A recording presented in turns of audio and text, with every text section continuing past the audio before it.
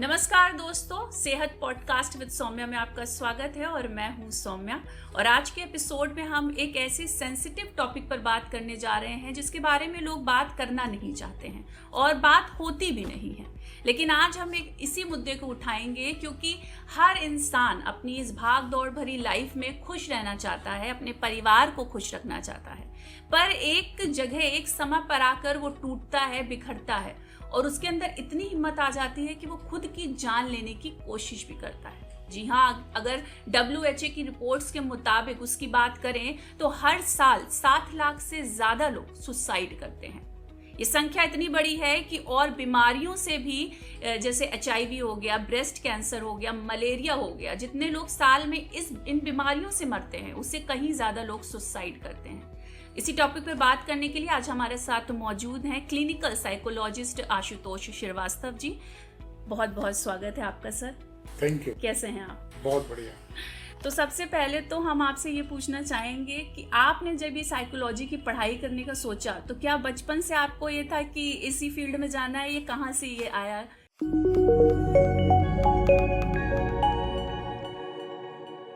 Psychology में हमारा आना एक तरीके से एक्सीडेंट टाइप समझ। अच्छा। क्योंकि हम आए लखनऊ यूनिवर्सिटी, यहाँ से ग्रेजुएशन करना था। बहुत छोटे शहर प्रतापगढ़ से बिलोंग करते हैं और यहाँ आने के बाद फिलोसफी पढ़ने का बड़ा मन था हमारा। तो बीए में 3 सब्जेक्ट लेने होते हैं, एक सब्जेक्ट का तब ऑप्शन होता नहीं था जैसे आज ऑनर्स होता है। तो पहला सब्जेक्ट तो फिलोसफी फिक्स था। दूसरा हमने लिस्ट में देखा एंथ्रोपोलॉजी, एक नया सब्जेक्ट जिसका कभी नाम नहीं सुना था। तो हमने कहा ये ट्राई करके देखते हैं। अच्छा, तो हमें बताइए क्या है एंथ्रोपोलॉजी? एंथ्रोपोलॉजी में हम ह्यूमन स्टडीज पे काम करते हैं कि मनुष्य क्या है, उसके साइकोलॉजिकल, सोशल, बिहेवियरल, मानव विज्ञान कहते हैं। तो कभी सुना नहीं था तो हमने कहा अच्छा ये कुछ नई चीज है, लाओ पढ़ के देखते हैं।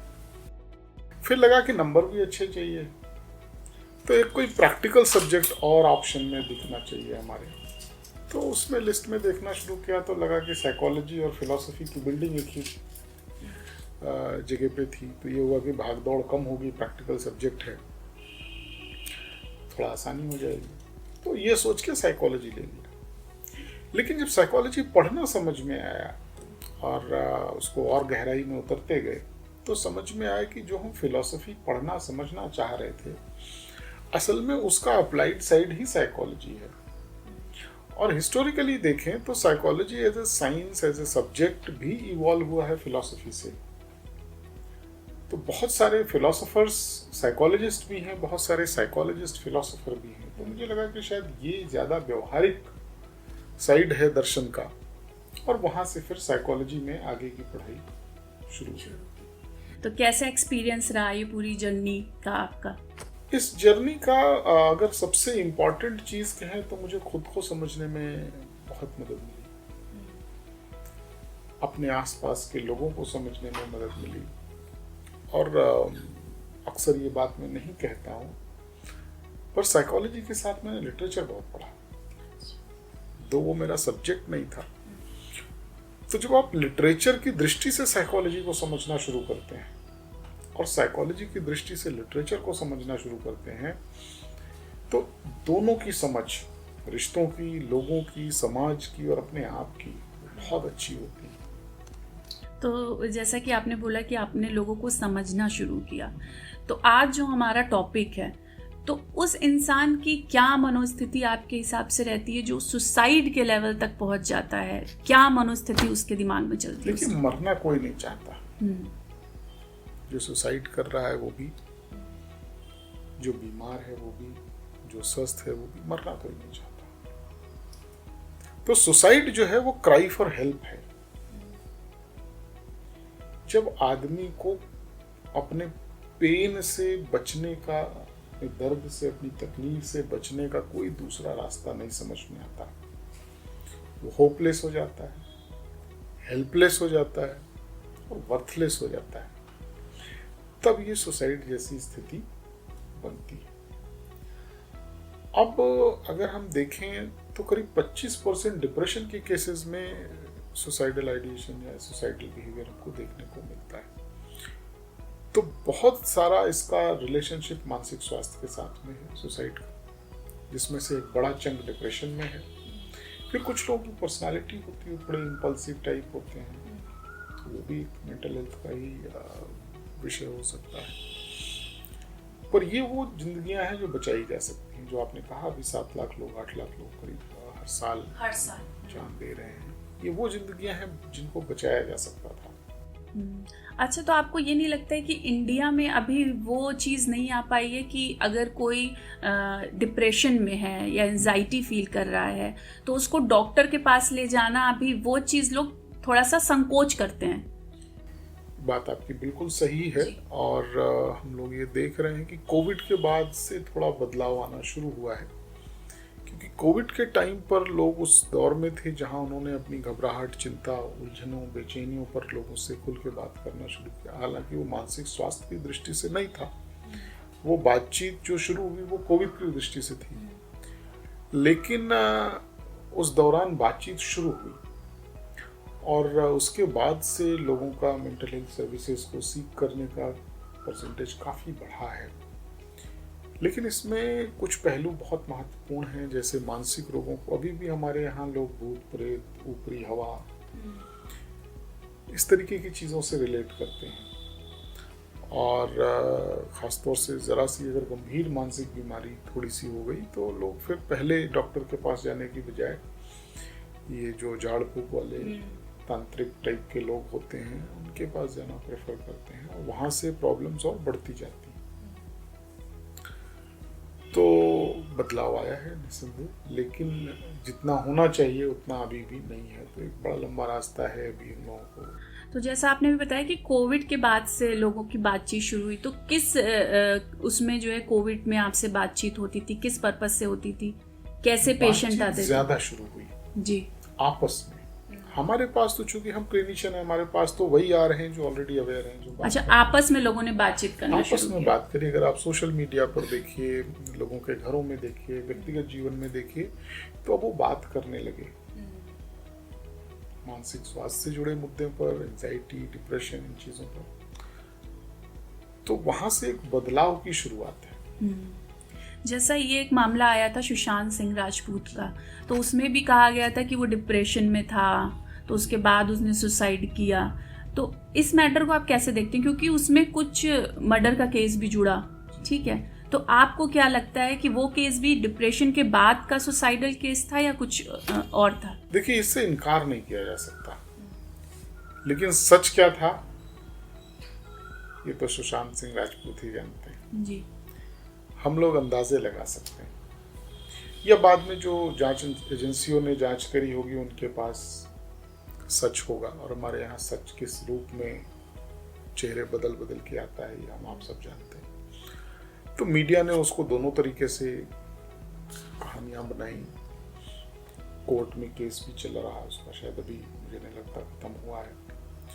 तो वो एक प्रक्रिया है जिसमें सच पता चलेगा या नहीं चलेगा मालूम नहीं, लेकिन हाँ, डिप्रेशन में सुसाइड होता है ये बात अपनी जगह सच है, और हो सकता है इसकी संभावना वहाँ भी रही हो। तो जैसे जो पेशेंट डिप्रेशन में है, अगर हमें पता चल जा रहा है तो उनको इस चीज से बाहर निकालना आसान है, बहुत आसान है, ठीक है? लेकिन सही समय पर अगर वो चीज पता चल जाए, तो कैसे पता चलेगा कि इंसान डिप्रेशन की तरफ जा रहा है?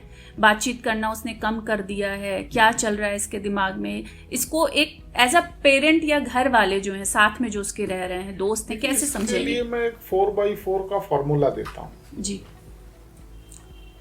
4 तरीके के लक्षण, और उन लक्षणों पर 4 तरीके से आपकी दृष्टि। तो अगर लक्षणों की बात करें तो इमोशनल लक्षण या भावनात्मक लक्षण जिनको हम कहते हैं, कि आपके इमोशंस में बदलाव हो जाए, यानी कोई भी इमोशन टिका रह जाए, या बहुत ज्यादा दुख का अनुभव होने लगे, डर का अनुभव होने लगे, घबराहट, चिंता, बेचैनी, उलझन, शर्मिंदगी, गिल्ट, जो नेगेटिव इमोशंस हैं, और कई बार पॉजिटिव इमोशंस भी इंपॉर्टेंट होते हैं। तो अगर इमोशंस में बदलाव आ जाए, वो बदलाव टिका रहे। एक होता है कि हम 10 बजे अभी आपके साथ बैठे हैं तो एक भाव में हैं, 2 घंटे बाद कोई और घटना होगी, हमारा मूड चेंज हो जाएगा। लेकिन अगर मूड नहीं चेंज हो रहा है, आप खुशी में भी खुश नहीं हो पा रहे हैं, दुख में तो दुखी हैं ही, तो अगर भावनात्मक बदलाव आ गया है तो चिंता करने की जरूरत है। दूसरा है व्यवहारात्मक परिवर्तन, यानी आपके बिहेवियर में चेंज आ गया। जो आदमी चुप रहता था बहुत बोलने लगा, जो बहुत बोलता था चुप रहने लगा, जो आदमी कभी झगड़ा नहीं करता था बात बात पे झगड़ा कर रहा है, जो आदमी बहुत झगड़ा करता था बिल्कुल शांत हो गया, नशा करने लगा, जुआ खेलने लगा, छुपने लगा, अवॉइड करने लगा। यानी ये बिहेवियर में चेंज अगर आने लगा तो चिंता कर लीजिए। इसका मतलब ये नहीं डिप्रेशन हो गया, लेकिन अब ये चिंता करने की जरूरत है कि कुछ तो गड़बड़ हो रहा है। तीसरा है कॉग्निटिव लक्षण। कॉग्निटिव लक्षण माने हम भूलने लगे, मेमोरी हमारी कमजोर हो गई। यहाँ से मान लीजिए हमको कहीं जाना है तो अब हम आधे घंटे बैठ के सोच रहे हैं कि इधर से जाएं या इधर से जाएं। तो ये जो छोटे छोटे निर्णय लेने हैं ये नहीं ले पा रहे हैं। इसके अलावा चौथा है बॉडी का जो फिजिकल रिस्पॉन्स है या फिजिकल फंक्शन है उनमें बदलाव आ जाए। जैसे नींद में बदलाव आ जाए, नींद ज्यादा आने लगे, नींद कम आने लगे। भूख में बदलाव आ जाए, भूख बहुत ज्यादा लगने लगे या बहुत कम लगने लगे। एनर्जी में बदलाव आ जाए, अचानक से बहुत एनर्जी हो जाए। जो आदमी बिल्कुल लेजी टाइप था वो अचानक से सुपर एक्टिव हो जाए, या बहुत एक्टिव आदमी बिल्कुल लेजी हो जाए, तो एनर्जी में बदलाव आ जाए। तो ये 4 तरीके के बदलाव अगर आपको दिखते हैं किसी के अंदर, तो इनको 4 पैरामीटर पे चेक करने की जरूरत है। पहला, इसकी इंटेंसिटी कितनी है। अगर ये बदलाव इंटेंस है जिसकी वजह से डिस्कम्फर्ट है तो चिंता कर लीजिए। अगर ये ड्यूरेशन इसके साथ कुछ है, ड्यूरेशन का मतलब सस्टेन्ड है, मान लीजिए सुबह मूड खराब हुआ शाम को सही हो गया तो कोई खास चिंता की बात नहीं। लेकिन अगर मूड खराब है पिछले 2 हफ्ते से तो आप चिंता कर लीजिए। आमतौर पर डिप्रेशन में 2 हफ्ते की विंडो हम लोग डायग्नोसिस के लिए रखते हैं। अलग अलग मानसिक रोगों के लिए ये जो विंडो है ये अलग अलग होती है, लेकिन अगर हम कंफर्टेबली कहना चाहें तो 2 हफ्ते की विंडो हमारे लिए एक सेफ क्राइटेरिया हो सकती है कि अगर 2 हफ्ते तक ये बदलाव आपको दिखे किसी के अंदर तो वहां पर आपको तुरंत जानना चाहिए। तीसरा है कि ये जो बदलाव हैं ये आपकी मूल स्वभाव से अलग आपको दिखाएं। ये जो सिम्टम्स आपको दिख रहे हैं 4 तरीके के, ये आपका मूल स्वभाव नहीं होना चाहिए। मतलब ये आपका स्वभाव, मतलब ऐसा होना नहीं चाहिए आपका नेचर, आपकी पर्सनालिटी में बदलाव। और चौथा जो इंडिकेटर है वो ये है कि ये जो बदलाव आपका हो रहा है ये आपको डिसेबल भी करे। जो आपका पर्सनल, प्रोफेशनल, सामाजिक जीवन है उसमें आपको दिक्कत आने लगे, आप उतने प्रभावी न रह जाए। तो ये 4x4 के फार्मूले से अगर हम किसी व्यक्ति को स्क्रीन करें तो हमें समझ में आ जाएगा कि अब यहाँ पर इसको इलाज की जरूरत है। अच्छा, कभी आपके पास कोई ऐसा केस आया है जो पूरी तरीके से अपनी लाइफ से होप हार चुका हो और फिर हाँ, तो कुछ वैसा कोई एक्सपीरियंस आप शेयर करना चाहें हमारे साथ? एक मैं आपको घटना बताऊं, ये काफी साल पहले की घटना है। रात में मुझे 2:30 बजे फोन आया और एक लड़की का कॉल। नई शादी हुई थी मेरी, वाइफ बगल में सो रही, कल्पना कर सकती। 2:30 बजे रात में उस लड़की ने फोन किया कि मैं मरने जा रही हूँ। तो मैंने कहा भाई अगर आपको मरना था तो मुझे क्यों फोन कर रहे हो? मुझे फोन कर रहे हो इसका मतलब कि आप मरना नहीं चाहते। हाँ। तो आओ बात करते हैं, मुझे बताओ कि क्या हो रहा है तुम्हारी लाइफ में। फिर उसने अपना बताना शुरू किया जो कुछ भी उसके जीवन में चल रही थी, चुनौतियां। उसने लव मैरिज करी थी। अच्छा। हस्बैंड के साथ में चीज़ें बहुत खराब हो गई। उसको उसी दिन पता चला रात में कि उसके हस्बैंड का कहीं और अफेयर है, और मायके वालों के साथ उनके संबंध बिल्कुल डिसकंटिन्यूड थे। उनकी ससुराल वालों ने भी लव मैरिज के कारण इनको छोड़ दिया था, और जिसके सहारे ये थी वो बिल्कुल, तो एक तरीके से सारे रास्ते बंद दिख रहे थे। फिर हमारी करीब उसके साथ 2-2.5 घंटे बात हुई। उसी रात जब तक मैंने ये इंश्योर नहीं कर लिया कि अब ये कल की सुबह देखेगी। और फिर मैंने बात करते करते खोजना शुरू किया कि कौन हो सकता है उसके जीवन में जो सपोर्ट हो, जिससे वो बात कर सके, जिसके पास जा सके। अच्छा, इससे पहले आपने कभी उससे बात की थी? आपके कभी नहीं? पर चूंकि मेरा नंबर सोशल मीडिया पे रहता है तो कहीं से उसको नंबर मिला और उसने कॉल किया।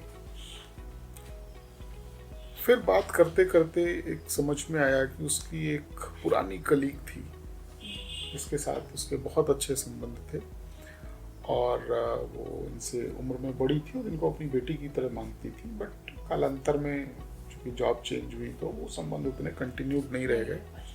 पर वो एक व्यक्ति ऐसी हैं जिनके साथ ये बात कर सकती हैं, जिनके पास ये जा सकती हैं। अच्छा, ये हुआ कि अब वो कल सुबह उनके पास जाएंगे, ये सारी बात हुई और फिर फोन रखा और हम सो गए। मतलब सुबह के वही 4:30-5 बजे? फिर हम उठे होंगे 9-10 बजे फिर भी। तो हमने कहा अच्छा लाओ देखें। अब उसका फोन साइलेंट, मतलब उठा ही नहीं रही थी? साइलेंट, फोन डेड, मतलब स्विच ऑफ था। तो अब उससे बात नहीं हो सकती। ये मुझे लगता है कि सुसाइड की क्राइसिस इंटरवेंशन का मेरा पहला केस था। उसके बाद तो बहुत लोगों ने अप्रोच किया, बहुतों की लाइफ में आज वो जिंदा है कि हम लोग बात कर पाए, पर ये पहला केस था। और अब मुझे भी डर लगे कि अगर कहीं कुछ हो गया तो, हालांकि मेरा प्रोफेशन है, मेरे पास एक प्रोफेशनल इम्यूनिटी है कि ये सिचुएशन थी और इस तरीके से बात हुई, बट अल्टीमेटली पुलिस केस होगा। हाँ। और हमें स्टेटमेंट देने 4 चक्कर जाना पड़ेगा। और वो लड़की थी उड़ीसा की। उड़ीसा? तो मुझे ये लगे कि अननेसेसरी का मुझे स्टेटमेंट देने उड़ीसा जाना पड़ेगा। तो नया करियर था, बहुत था, उतनी समझ भी नहीं, नई शादी भी थी तो उतनी समझ भी नहीं थी।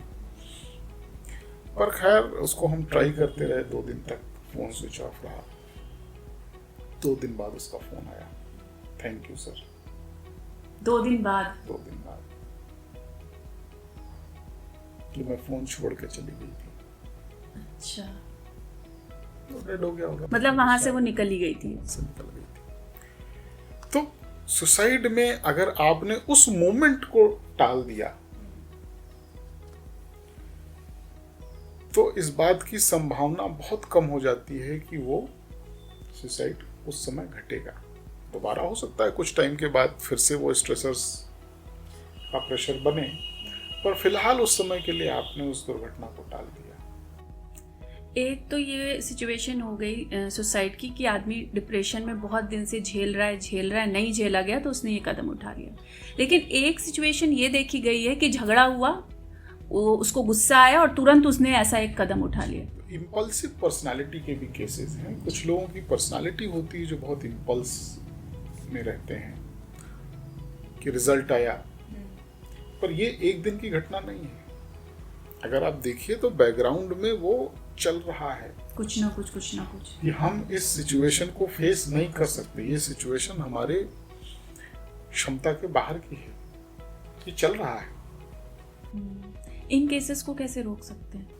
इन केसेस को रोकने के लिए भी हम लोगों को प्रिवेंटिव इंटरवेंशंस की जरूरत है। पहले तो कि आप पर्सनालिटी पे काम करिए, लोगों को कोपिंग स्किल सिखाइए कि ये एकमात्र रास्ता नहीं है,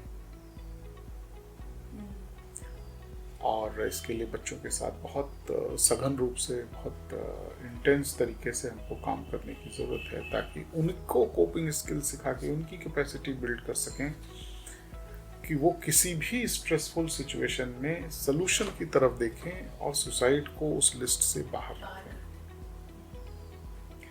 हमेशा मेरी प्रोफेसर अर्चना शुक्ला वो अक्सर हमेशा ये कहती थी कि लाइफ में ऐसी कोई प्रॉब्लम नहीं जिसके कम से कम 5 सलूशन ना हो। 5 मिनिमम 5, और हमको बाकी के 4 दिखाई नहीं देते, एक दिखाई देता है। ये जब हम बहुत स्ट्रेस में होते हैं ना तो टनल विजन जैसा हो जाता है, तो हमें बाकी की दुनिया दिखाई नहीं देती। लेकिन जैसे ही वो बाकी के 4 सॉल्यूशन आप देख पाते हो, सुसाइड टल जाता है। तो हमें लोगों को ये ट्रेन करने की जरूरत है कि किसी भी सिचुएशन में जब तक आप 5 सॉल्यूशन ना देख लो, तब तक किसी पे अमल ना करो। अच्छा, ये भी देखा गया है WHO की रिपोर्ट्स के मुताबिक कि महिलाओं की तुलना में पुरुष जो हैं ज्यादा सुसाइड करते हैं। ये जरा ट्रिकी बात है। महिलाएं पुरुषों की तुलना में ज्यादा सुसाइड ट्राई करती हैं, पुरुष सफल ज्यादा होते हैं। अच्छा, और वो भी था इसमें कि इस स्टडी में कि शादीशुदा जो पुरुष हैं, वो एक बड़ा चंक है। अगर हम कहें कि 70-30 का रेशियो है, अगर 100 सुसाइड होते हैं देश में, अगर भारत के डेटा की भी बात करें तो 100 सुसाइड होते हैं तो उसमें से 70 पुरुष होते हैं। और जिसमें एक बड़ा योगदान इस देश के, ये थोड़ा कंट्रोवर्शियल हो सकता है, माफ करिएगा, कि जो विमेन एम्पावरमेंट के कानून हैं ये इतने बायस्ड हैं कि पुरुषों की कहीं कोई सुनवाई नहीं, वो चाहे सेक्सुअल अब्यूज के कानून हों और चाहे डोमेस्टिक वायलेंस के हों, चाहे डाउरी के हों। तो एक बड़ा फीमेल बायस्ड अप्रोच है कानूनों का भी, और मैं कहूँगा न्यायपालिका और प्रशासन का भी, कि अगर कोई महिला जाकर केस करती है, कंप्लेन करती है, तो जरूर पुरुष गिल्टी होगा। ये धारणा है, सामाजिक धारणा है, जिसको भी हमें चैलेंज करने की जरूरत है, क्योंकि कानून अच्छा वो है जो अनबायस्ड हो। नहीं, लेकिन ऐसे कई कानून, आप हाँ, किसी व्यक्ति को अपने आप को एक्सप्लेन करने का भी मौका नहीं देते, तो उसके लिए चीजें बहुत मुश्किल हो जाती हैं। पर सिर्फ ये एक कारण नहीं है, बहुत सारे कारण हैं, क्योंकि पुरुष घर से बाहर जा रहे हैं। अभी भी हम कहें कि वर्कफोर्स में आप देखिए तो पुरुषों का परसेंटेज ज़्यादा है, तो पुरुषों पर तनाव भी ज़्यादा है, प्रेशर भी ज़्यादा है। तो घर के बाहर का तनाव, घर के अंदर का तनाव, दोनों तरीके का तनाव है। पर मैं ये नहीं कहूँगा कि इसकी वजह से पुरुषों के जो सुसाइड अटेम्प्ट्स हैं वो ज़्यादा सक्सेसफुल हैं। उसका कारण ये है, जो स्टडीज़ बताती हैं, कि पुरुष ज़्यादा वायलेंट तरीके अपनाते हैं आत्महत्या के। और ये भी देखा गया है कि जैसे महिलाएं हैं वो 4 लोगों के आगे बैठ के कह लेती हैं अपनी बातें, और पुरुष जो है कहीं ना कहीं दबा ले जाते हैं वो बातें, वो उनकी तकलीफ। संरचना है कि मर्द को दर्द नहीं होता। हाँ, और जो दर्द शेयर करे वो मर्द कैसा, आंसू आ रहा है तो वो मर्द कैसा। तो ये भी एक सामाजिक लांछन है जिसको चेंज करने की बहुत ज्यादा जरूरत है। जी। अच्छा, जैसे कि अभी एक तो डिप्रेशन की बात हो गई, लोग तनाव में हैं, जाके उन्होंने सुसाइड कर लिया। लेकिन दिल्ली में जो केस एक आया था कि 11 लोगों ने एक साथ फंदे पे वो लटक गया, सुसाइड कर लिया, और खुशी खुशी कर लिया, जिसमें बच्चे भी शामिल थे। वो क्या टेंडेंसी हो सकती है उसके पीछे? वो एक तरीके का आप कह सकती हैं, जिसको कहते हैं कि एक कलेक्टिव डिल्यूजन में है। इसका डिप्रेशन से या इससे कोई लेना देना नहीं, ये किसी खास तरीके की बिलीफ है कि अगर हम मर जाएंगे तो हमको ये मिलेगा, और फिर इस बिलीफ को हम शेयर कर रहे हैं पूरे परिवार के साथ। तो it was like a cult ritual जो वहां पे किया गया। बुराड़ी केस अगर मुझे सही याद आ रहा है, तो दैट इज डिफरेंट। जो मैंने भी बात कही ना, भूत प्रेत और अंधविश्वासों, तो ये अंधविश्वासों के कारण ज्यादा वहां पर जो घटना थी, बजाय किसी डिप्रेशन या एंजाइटी जैसी चीज, वो अंधविश्वास के चक्कर में हो गया। तो वो भी होता है, जैसे लोग दूसरों की बलि देते हैं, वो भी एक तरीके का अंधविश्वास था। तो वैसे ही यहाँ पर उन्होंने अपनी बलि दी कि हमें मुक्ति मिलेगी, या जो भी उनके रहे हों कि शायद हम पुनर्जीवित हो जाएंगे, या अच्छा, आपने जैसे कहा कि आपकी जो पहली पेशेंट थी सुसाइड जो करना चाह रही थी, उन्होंने आपको कॉल किया गूगल से और सोशल मीडिया से नंबर निकाल के, तो क्या सरकार को इस चीज़ के लिए नहीं आगे आकर के टोल फ्री नंबर, एक नंबर है, लेकिन अगर हम लोगों ने जैसे ट्राई किया कि काम कर रहा है कि नहीं, तो उसका एक ड्यूरेशन है। जैसे आपके पास रात में 2:30 बजे फ़ोन आया उस लड़की का, तो उसकी जो ड्यूरेशन है वो सुबह 8 बजे से लेकर रात में 10 बजे तक, 11 बजे तक ऐसे ही है। तो क्या इस बारे में और हम लोगों को चिंता करने का विषय ये नहीं है? बिल्कुल है, ये हेल्पलाइन 24/7 चलनी चाहिए। कुछ हेल्पलाइंस हैं जो चलती भी हैं, पर भारत जैसा देश जहाँ 150 करोड़ आबादी रहती है, उसके लिए ऊँट के मुंह में जीरा है। सो मेंटल हेल्थ में बहुत कुछ किए जाने की ज़रूरत है, सिस्टम्स में, इंफ्रास्ट्रक्चर में, बजट में। पर अगर हम कंपेयर करें 20 साल पहले की तुलना में, तो निस्संदेह आज काम हो रहा है, आज बात हो रही है। जब हम स्टूडेंट थे और हम अपने प्रोफेसर से पूछते थे कि मेंटल हेल्थ को इतना सीरियसली क्यों नहीं लेते हैं लोग, तो लोग बताते थे कि फिजिकल हेल्थ में लोगों की जान जाती है, पर मेंटल हेल्थ में तो कोई किसी की जान जा नहीं रही है। तो हम कैंसर और टीबी बचाएं या मेंटल हेल्थ में आए? बट आप लोगों ने रियलाइज किया कि नहीं, मेंटल इलनेसेस से भी जाने जा रही हैं, पीपल आर डाइंग। और एज अ रिजल्ट अगर आप देखिए तो पिछले, मुझे लगता है 7-8 साल में प्रेसिडेंट ने भी बात करी, प्राइम मिनिस्टर ने भी बात करी, नए कानून आए, बजट में स्पेशल प्रोविजंस आ रहे हैं। अदरवाइज उसके पहले भी ऐसा नहीं कि मेंटल हेल्थ पे काम नहीं होता था। एक डिस्ट्रिक्ट मेंटल हेल्थ प्रोग्राम चलता था, बट वो उतना कारगर नहीं, वो एक एक्सपेरिमेंट जैसा था, बहुत छोटा सेटअप। तो मैन पावर बढ़ाने पर काम हो रहा है, फाइनेंशियल, क्योंकि मैन पावर भी नहीं है। कुछ 3-4 हज़ार 5,000 साइकोलॉजिस्ट हैं, क्लिनिकल साइकोलॉजिस्ट, ऐसे ही 5-7 हज़ार साइकेट्रिस्ट हैं देश में, और नॉन क्लिनिकल जो काउंसलिंग साइकोलॉजिस्ट हैं वो भी 10-12-15 हज़ार होंगे। तो 150 करोड़ के देश में कुल 20-25 हज़ार की आप वर्कफोर्स के आधार पे क्या कर पाएंगे? तो मतलब एक सिस्टमिक इंटरवेंशन की यहाँ पर ज़रूरत है। अच्छा, अब आखिरी में आप हमारे दर्शकों को कुछ बताना चाहेंगे कि कैसे वो इस चीज़ से जो है अपने आप को उबार सकते हैं, और अगर उनको ऐसी कोई दिक्कत है तो डॉक्टर के पास आने में संकोच ना करें? जी देखिए, सुसाइड किसी भी प्रॉब्लम का सलूशन नहीं है, और लाइफ में कोई भी डेड एंड नहीं है। आपको लगता है उस मोमेंट में, आप उस इमोशन में इतने ओवरवेल्म्ड होते हैं कि आपको लगता है कि नहीं, अब कुछ नहीं बचा। पर अगर आप देखेंगे तो ऐसी सिचुएशन कभी आएगी नहीं कि कुछ नहीं बचा, कुछ तो किया ही जा सकता होगा। और खुद में नहीं समझ में आ रहा है तो किसी से बात कर लीजिए, जो आपको सुनता हो, समझता हो। वो व्यक्ति अगर आपके जीवन में नहीं है तो प्रोफेशनल के पास चले जाइए। पर यकीन मानिए, ऐसी कोई प्रॉब्लम धरती पे पैदा नहीं हुई जिसको सॉल्व नहीं किया जा सकता। हो सकता है सलूशन आपके पास ना हो, कहीं तो होगा। बात करेंगे तो निकलेगा, बात करेंगे तो मिलेगा जी। तो जब तक वो सलूशन मिल ना जाए तब तक उम्मीद बनाए रखिए।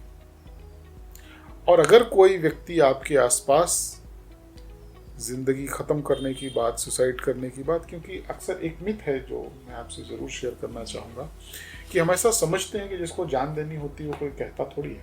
हाँ। पर ऐसा होता नहीं। बहुत बार देखा है कि लोगों ने वीडियो अपलोड किया, लोग कहते हैं पर आप सुन नहीं रहे होते हैं। हो सकता है सीधे सीधे शब्दों में ना कह रहे हो कि मुझे मरना है, पर वो आपको जाहिर जरूर करते हैं कि अब मेरे पास जिंदगी में ऑप्शंस खत्म हो रहे हैं, मुझे बचा लो, मेरी मदद करो। People are crying for help. तो उस समय अगर आपने सुन भी लिया, जैसे मैंने जिस लड़की की कहानी आपको बताई, उसके जीवन में मेरे पास करने के लिए कुछ भी नहीं था सिवाय इस 2 घंटे सुनने के, लेकिन आज अभी भी वो संपर्क में है और एक अच्छी लाइफ जी रही है। कितने साल हो गए? लगता है 10-11 साल हो गए। मैंने क्या किया? मैंने कोई दवा नहीं दी, कोई पैसे नहीं खर्च किए, कुछ नहीं। हाँ, 2 घंटे की नींद जरूर आप कह सकते हैं पर किसी की जिंदगी के कंपैरिजन में ये 2 घंटे का इन्वेस्टमेंट कुछ नहीं। जी। So don't lose hope is the moral of this story. Thank you so much. Thank you. ये बहुत ज़रूरी है कि हम अपने आसपास के लोगों से बात करें, उनको समझने की कोशिश करें और उनके सामने अपनी बात रखने की कोशिश करें। तो फिलहाल के लिए इतना ही, और अब हम जल्द मिलेंगे अगले एपिसोड में एक नए टॉपिक के साथ। नमस्कार।